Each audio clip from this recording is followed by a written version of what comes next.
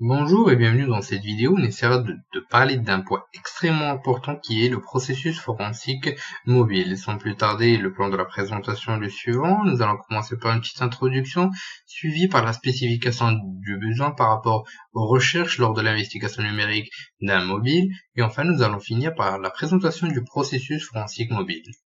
Donc l'évolution continue et l'utilisation des smartphones d'une façon démesurée ont fait une cible parfaite et privilégiée pour les hackers, que ce soit des malwares, du scamming ou autres techniques. Le smartphone est une cible privilégiée. Il peut être aussi pour l'investigateur numérique une preuve parfaite. Parfois, on peut penser que l'investigation et la recherche et récupération au niveau des smartphones, peut être complexe, mais ce n'est pas vraiment le cas quand on sait quoi chercher, comment et les outils à utiliser. Alors, comment bien appréhender le forensique mobile, me direz-vous? Il faut absolument suivre une méthodologie précise que vous devrez préparer selon vos besoins et selon les cas sur lesquels vous êtes confrontés. Donc, qu'est-ce qu'on cherche plus précisément au niveau des différents smartphones? On recherche tout ce qui est acquisition d'images, disques du smartphone, données au niveau de la carte SIM, tout ce qui est SMS, contacts, images, données de communication, donc données cellulaires, etc., etc. Donc n'importe quelle information peut être exploitée, mais aussi récupérée, même si c'est supprimé ou autre. Comment être le plus efficient possible?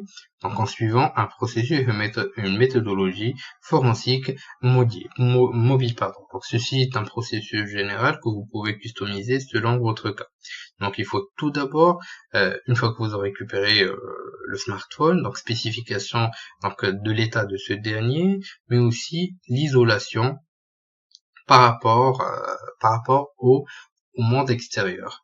Donc ensuite, en synchronisation, donc il vous faudra identifier l'OS et exploit potentiel afin de pouvoir récupérer le maximum d'informations au niveau du smartphone. La récupération d'informations en cas de dommages tels que l'exploitation de backup, etc.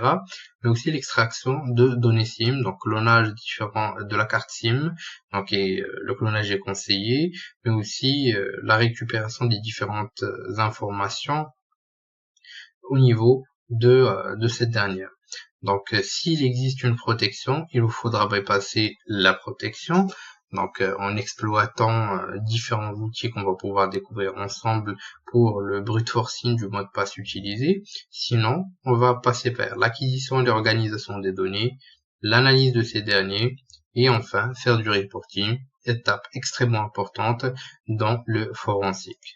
Dans cette présentation, nous avons pu comprendre rapidement les différentes bases afin d'être le plus efficient dans le forensique orienté mobile.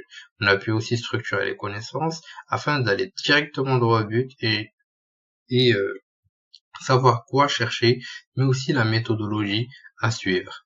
Je vous dis merci de votre suivi et à la prochaine vidéo sur Alpha.